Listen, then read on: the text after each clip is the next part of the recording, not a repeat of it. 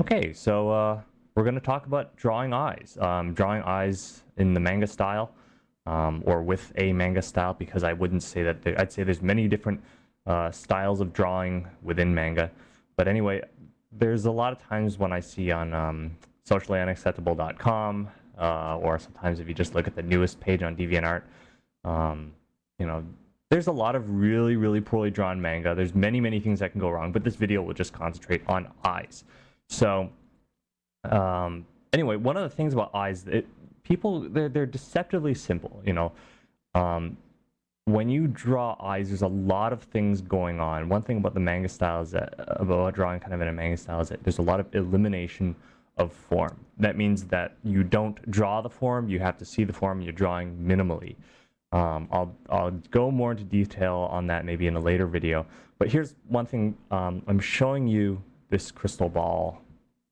I think it's a CG rendering, but it shows a good example of what's going on in the eye. Like there's a lot of problems with things like the way that highlights are being treated, the way that the light is pooling up inside the eye. Right. So here's the first thing. When you look at these eyes, it's like I've drawn this kind of a pool. There's this light pool underneath, and there's a highlight. There's a corresponding highlight. So when you look at this sphere, right, there is this kind of a pool going on right around here. There's also that highlight seems, well, this highlight corresponds to that pool, right? So if we look at the eyeball from a cross section, okay, you've got your eyeball, you've got your lens on top, there's the eyelid, there's the upper eyelid above, and there's a lower eyelid.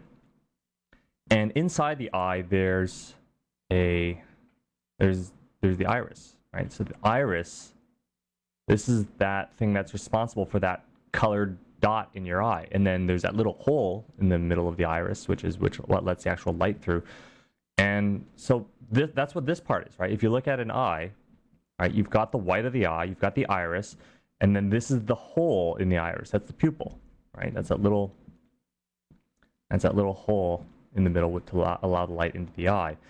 And when you have that light pool down here, that is the top eyelid casting a shadow. It's casting a shadow, so that means if your light is coming from above, your light rays are all coming in this way, right? The eyelid is blocking that light. It's going to cast a shadow, and then the light is also going to be allowed to pass through here. There's a bit of refraction as well. So some of that light actually may bend slightly, make that pool a little bit larger. And then you've got that iris in the middle, the pupil in the middle, which is that little black hole. So I'm going to draw an eye right now. Here, let's see. Let's say I draw. And here's another thing, is that when you draw eyes, you don't go right for the eyes. The important thing about drawing eyes is that you have some sort of facial structure. And so I tend to draw the eyes maybe a little bit later in the game of drawing a head. So I try to get some skull structure there first, because the shape of the eyes, a lot of people, they fall back on this kind of a formulaic way of drawing eyes, and their formula does not take into account the direction of the head, okay? Because this is from a three-chord perspective, right? This is going to generate eyes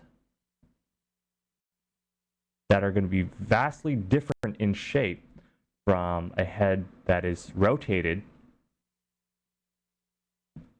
sideways. If we're looking at it from the side,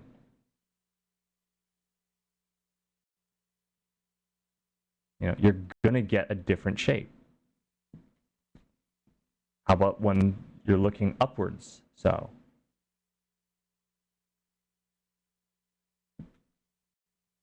and there's this kind of a cheek shelf, right, which I like to use. And there's also the brow line.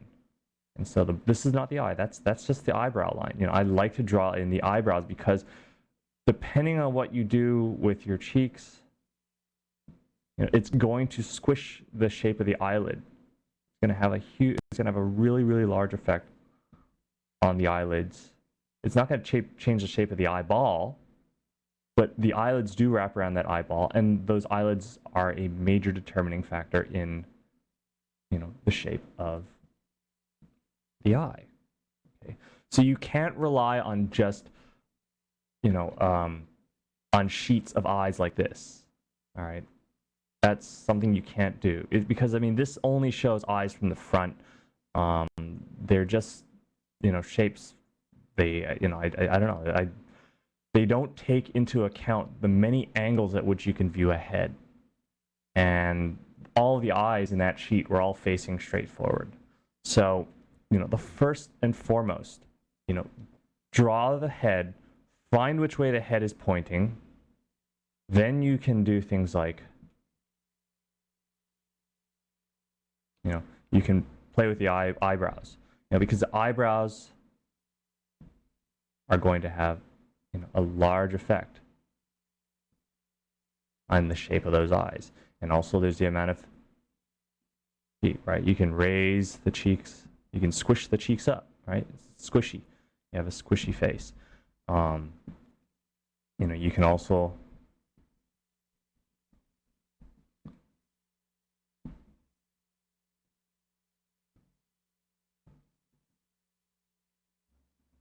all right. So this is really, one of the major determining factors in the shape of an eye is that, you have to get that eyebrow in there. It's going to affect the shape of the eye massively. And then the next thing is that I've drawn the eye sockets. I've drawn these eye sockets. And the next thing I'm going to do is I'm not going to draw the eyelids. I'm going to draw this is just a little target dot, right? This is just what the eyes are looking at. Okay, you don't have to draw a cross on them, but this is where the eyes are looking. And the reason for this, okay, is because the eyelid will tend to lift up, right? It lifts up so that, the pupil, that little hole, is going to be exposed.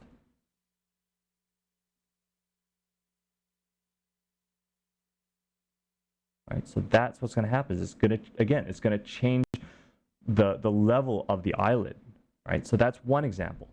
Let me just undo this, and I'll point those little pupils somewhere else. Here, let's point them over there, right? I know this looks kind of grotesque because they're such tiny little dots, but just bear with it, draw them because it will help you. And then you can, again, if I leave it wide open like that, then it's a good way of indicating surprise. And in fact, I'm purposefully making it so that the eyelid runs into the eyebrow. This is a stylistic choice. It's not perfectly accurate, but it conveys expression very well. And that is, to me, the key. That is the important thing about. That's why we draw. There are reason to be. This is why we are artists. Because there's a toss-up between making something that tells a story well versus being perfectly correct. There is a spectrum between. It's not an either-or thing, but I tend to prefer. In my case, I will do that kind of graphical cheat if it makes it look more appealing. Because I don't want my stuff to look lifeless and soulless and yet correct. So there, I'm just putting in that pupil. And here's another thing: is that there's this pupil right here, right? There's the cast shadow. There's that overshadow from above. So one will run into the other. I also place my highlight, and when I hatch, you'll notice that I'm not trying to hatch the whole length of this. I just can't control the stylus that well. So what I do is I hatch in these little shingles, and you just tile these together, right? And then afterwards I can go in and I can just put a hard line in there. There. Okay. So that is how I control this shape. I think I might move that highlight. And probably do the same for the other. So there is some push and pull There is some adjustment. All right, there's no crime in making mistakes. The only crime is when you accept it as being done when it's not, and then, you know, kind of putting it out and calling yourself a professional. So, I mean, adjustment is important. You know, you do adjust things. And then, of course, there's also the amount of, right, there's the involvement of the cheek. Right? So, here's another thing, eyelashes. I see, again, you know, a lot of people doing these shapy things with the eyelash. And it's important to understand that eyelashes are three-dimensional. They're constructed of fibers which are pointing in different directions. I've done this little diagram here just to sort of indicate, you know, how you can actually turn this into a wireframe, into a three-dimensional wireframe. Right? So I'm going to draw it because I don't want to just show you a picture. I want to show you how. Well, I want to show you the actual process of creating it. There's the steps. There's not just steps. It's there's a process to it. It's a process, and you build your way up to it. You don't skip steps. This is one of the problems that I see a lot, is people, they skip steps, and one step is supposed to help you build up the next step. It guides you from one step to the next. So. Okay, so now the eyelashes. I'm not going to bother drawing the pupil this time. Well, okay, I will, because that pupil is going to affect the level of the eyelash. Okay, so there's an anchor point, right? There's a place where the eyelid is also a three-dimensional thing, right? It's wrapping around the sphere of the eyeball.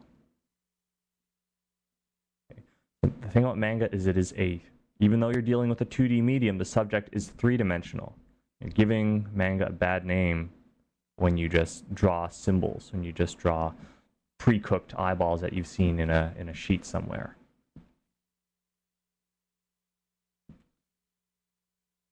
Okay.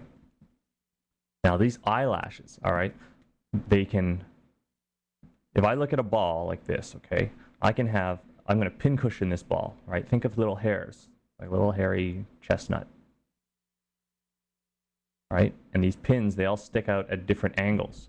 So if I were to take a row like this, you're going to get poking, right? This is going to come out straight. There's a curvature as well, right? So this all comes together, right? And it forms a mesh. So look at this, right? That is what's happening. There's this curvature, and the lash will go straight up and down, you know, right at the crossover point. Okay. So that's the thing about eyelashes. Eyelashes, you might as well just draw them, you know, if you're having difficulty with the shape, draw them individually, right? Find out the direction of that eyelash. The eyelash itself is a three-dimensional thing, not just some little line. It's like a pin, right? It has a direction to it. Draw the crossover point, right? So minimum 3. You need a minimum of 3, and then you can interpolate between them. Okay, so that's the thing about the eyelashes. Now, if you have lighting that comes from underneath, the process is reversed, right? This is underlighting, right? And I've got a lot of cast shadows that are coming from the cheek shelf, and they're going upwards. You know, I've shadowed the forehead when I did this one. All right, so once again, we do all the steps. We find out which way the head is facing. You know, and maybe in this case I'll face this other direction. And you build up that cheek shelf. You build up. You're gonna place the eyebrow. Okay, those are the minimums. Those are the bare minimum. You need at least that much when you're drawing the eye.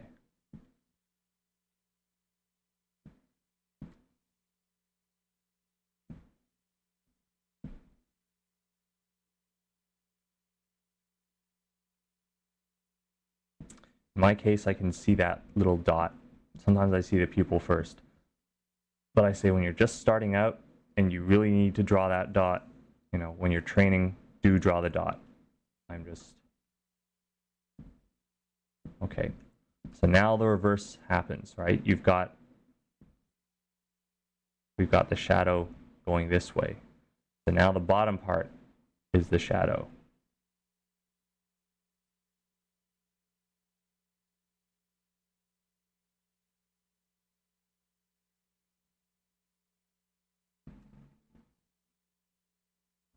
And now, to help seal the illusion, to make it work, you have to put the underlighting on the skull.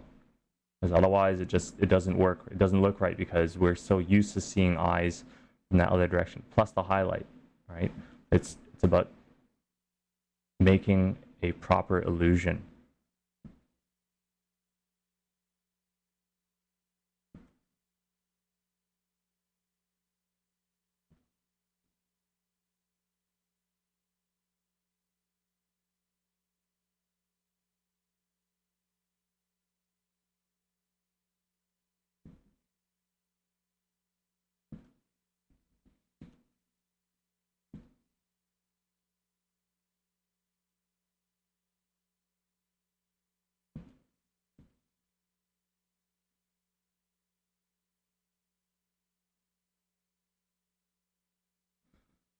So, underlighting. It actually relies greatly on how you deal with the shading of the skull to get that feeling of lighting going from underneath. Now, again, if you have eyes that look, up and down, there's many different shapes. Don't worry so much about symmetricity. The only time you worry about symmetricity is if the face is looking at you straight on and the person is absolutely expressionless. What matters more is the actual expression. Some people, they figure they can draw one eye and they just mirror it over. It does not look good. And humans are rarely perfectly symmetrical. So this one, in this case, I can draw the eyeball. If you really want to get that sort of downward looking feeling, now I'm drawing the brow line. And let's get that pin in there. When that eyelid crosses over the pin, when the eyelid, if we take this ball, we choose a point on the ball that's pointing straight at you, and the eyelid's crossing over that point, you're going to get a very straight eyelid. That's what happens.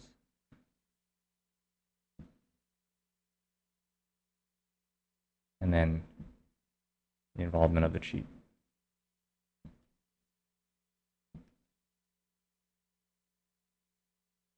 And then there's your overshadow.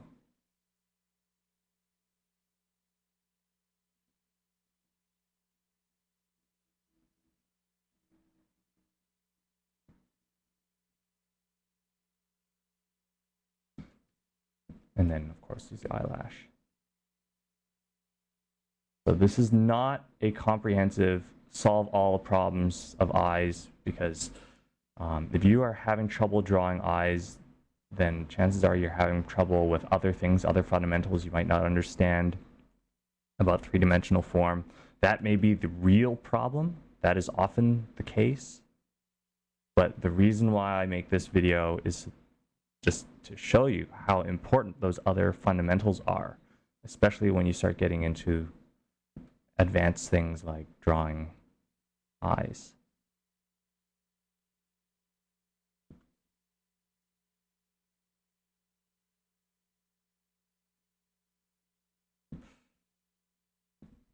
Okay, so is there anything else here on this sheet that I wanted to show? No, that's about it. Okay.